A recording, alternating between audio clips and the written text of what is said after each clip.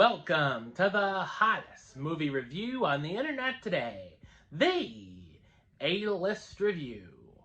I am your host, the Game Changer, Wes Troop, and it's time to go back to the theater, and it's time to go back into the further, and this time the film is directed by the Ocean Master himself.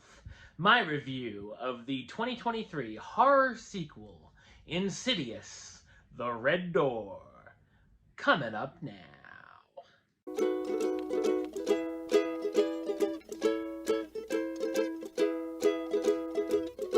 Set 9 years after the events of Insidious Chapter 2, Josh Lambert and his son Dalton have been hypnotized so they can forget their memories of being in the further.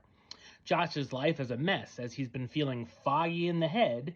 He and his wife, Renee, are divorced. His relationship with the kids are strained, and his mother recently has passed away. His relationship with Dalton is further damaged when he drops him off to college and they have an argument. Soon, however, Dalton and Josh begin to experience supernatural things as they begin to remember elements from their past, and they hope to close the Red Door and put their demons behind them for good. So what did I think of Insidious, The Red Door? I thought it's an uninspired supernatural horror sequel. It's directed by Patrick Wilson in his directorial film debut, and he does show some promise here in certain scenes. However, I feel sorry for him having to work with this script. He also sings during the end credits song, which is a fascinating choice. The Insidious franchise has been very hit and miss for me, and this entry is mostly a miss. According to its marketing, it's supposedly the final chapter, even though a spin-off has been announced. When thinking about the other films, there's very little I remember, so there are moments where they recap events through flashbacks or dialogue that I was grateful for. It's packed with jump scares, and there are a few decent ones.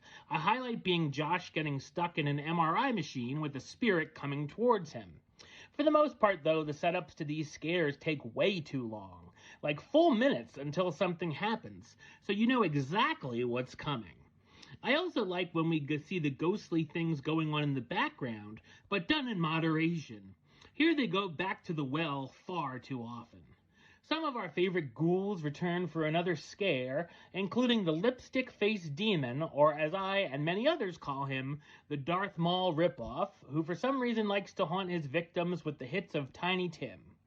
Of course, there's the usual horror movie cliches and tropes to tack on as well. The scenes that are set in the astral plane don't really do anything thrilling or even noteworthy, and the stakes never even get high enough to make this sequel feel like it has a purpose other than taking the money from our pockets. There's also quite a bit of unintentionally funny, hokey moments I laughed at, while the comedy that's supposed to make us laugh mostly falls flat.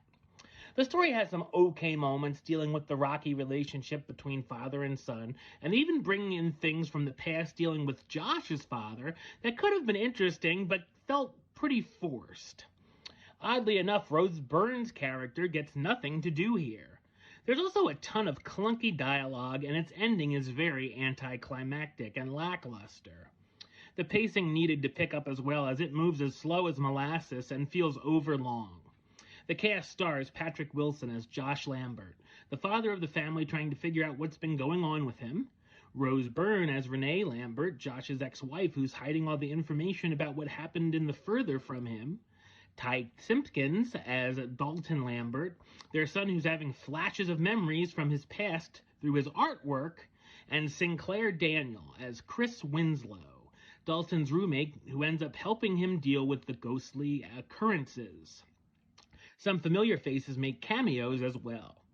While Insidious The Red Door has a couple of decent scares, most of the sequel is unnecessary and bland. Number-wise, I'm going to give Insidious The Red Door a 4 out of 10, which gives it the A-list rating of meh, it's okay. Alright, well that's the show. I'll be back with another review very soon. But until then, don't forget to subscribe, like, and comment right here on YouTube. YouTube.com/Westside515. Like the show on Facebook, Facebook.com/WestTroopAlist. And of course, you can follow me on the Twitter, Instagram, and Letterboxd at Wes A List. Until next time, Troop out.